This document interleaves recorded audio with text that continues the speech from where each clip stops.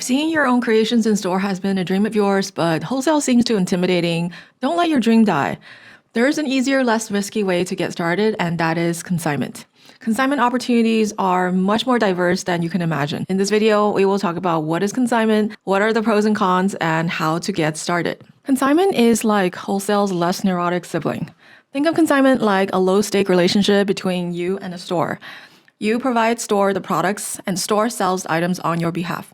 If items sell, the store will give you a share of the revenue. It's different from wholesale in that the buyer will select what they want to buy from you upfront, pays for the goods upfront, and you then deliver the goods. The beauty of consignment is you and the store both share the risk, so it makes it a more attractive entry point for new makers or new brands that want to enter the retail world. Why do I like consignment? Consignment really helped me take my wholesale business off the ground due to these reasons, and I have a lot. First is it's lower risk to the buyer.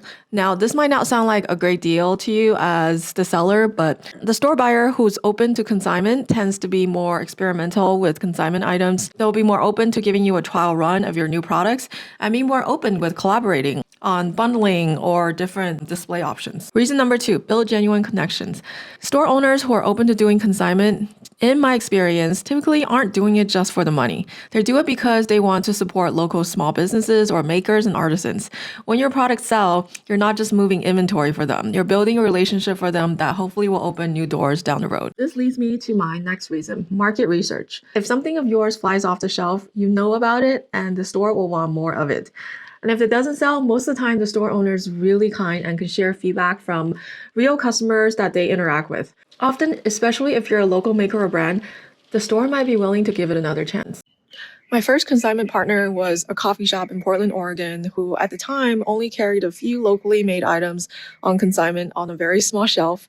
The coffee shop was just a year old, but as the business became more stable, the owner expressed interest in wanting to carry more locally made products. I approached the owner one day on a slower morning, and we ended up working together to host a gallery of my original paintings for sale, which eventually led to me selling my prints, greeting cards, pins, and baby blankets in their store. As their business grew, the merchandise sales in their shop began to grow too. And it all started with one conversation. The next reason, which is more favorable payout. Some consignment arrangements will offer up to 70-30 split in your favor, which means if you typically sell something for $10, the store will pay you $7 when it sells and they'll keep $3. This is not as typical, but it can happen and it's really based on a case-by-case basis. And last but not least, consignment offers more predictable income. At least in my personal experience, once you establish consistent relationship with a small set of consignment stores, it can lead to more consistent payout. Typically, it is monthly. It's not a guaranteed gold mine, but it can be more stable than wholesale. With wholesale, the store buyer will buy from you when they're almost selling out of your items, or if they have the right cash flow to place those orders. Sometimes they're so busy that they're managing 50 plus different vendors that they might not get to you for a while. Whereas consignment, I feel like no matter what, even if in some months it's a trickle, I'm getting a payout every month. The catch here is for you as a seller is that you need to be able to cover the production of your items that you're handing over, right? Because you're not getting prepaid for them. So my most common consignment items are my art prints and greeting cards, which I make in-house. So I have full control over the inventory. I'm not buying them in bulk from a printer outside. Because my production cost is low, I can handle handing them over to a consignment shop. When they pay me the revenue share, it'll more than cover my costs. That is as long as my printer doesn't die. So, all right, before you run off into the sunset, I always try to provide a balanced view. So here are some potential challenges to consignment. First, inventory tracking. With wholesale, you are billing them an invoice that lists out exactly what items you are delivering. With consignment, you'll need to proactively keep track of the items that you are handing over upfront, what's being sold, what's still on hand or not sold, which means that you'll probably spend a bit more time in spreadsheets, especially later down the road when you start building up volume. So might as well start building up the habit now and just start a simple spreadsheet to track everything that you're handing over and to which store. And second, trust is everything. Your relationship with the store owner is based on mutual trust and transparency. Choose your consignment partners wisely because it will be their responsibility to report sales of your items and pay you the revenue split, hopefully accurately. As with any ongoing business relationship, it would be helpful to sign a consignment agreement, which you can probably find a template online and just fill in the terms that you both agree upon. But in the real world, honestly, I've rarely seen it implemented in practice because chances are a lot of these consignment partnerships are with stores that are in your local community.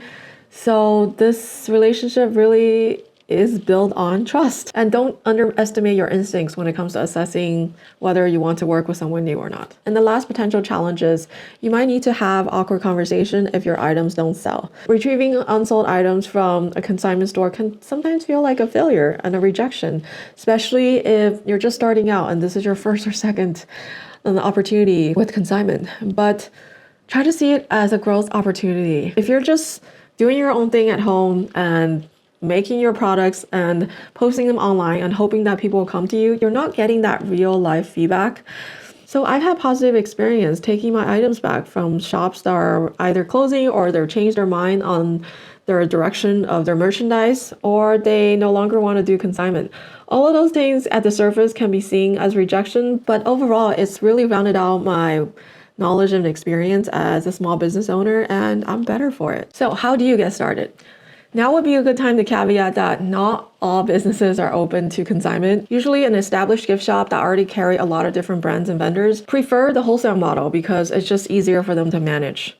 However, if you see a small business or a new-ish business that carry just a few merchandise, chances are they might be open to it. You can do consignment beyond the traditional consignment stores because they're not always clearly advertised, and it's also not obvious who is open to trying consignment. I've consigned to clothing stores where I don't sell any clothes, children's boutiques, coffee shops, bakeries, art galleries. Basically, if a place has customers and shelves or space for shelves, they're fair game. Next, I'll share some practical tips on how to organize your outreach to these stores. By the way, this applies to wholesale too if you're ever ready to do that. So this won't go to waste.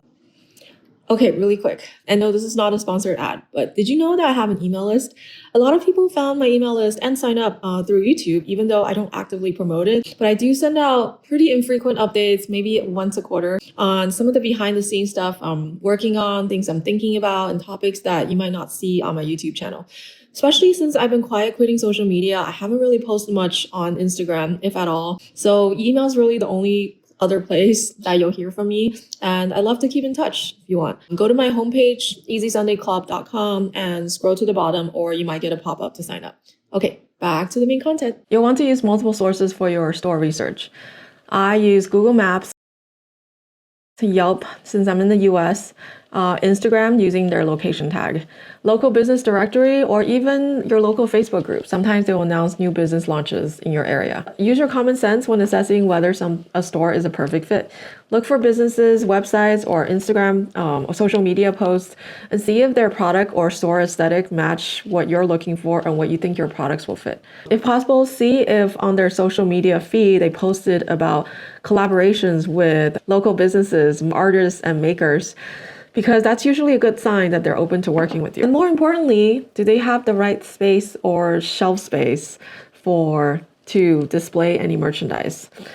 Just because they don't have anything on the wall right now doesn't mean they're not open to it, but it just has to be the right fit, and sometimes it just takes you having that conversation to find out. Visuals do help a lot when it comes to approaching these stores. Maybe you heard a line sheet or product catalog in the wholesale world.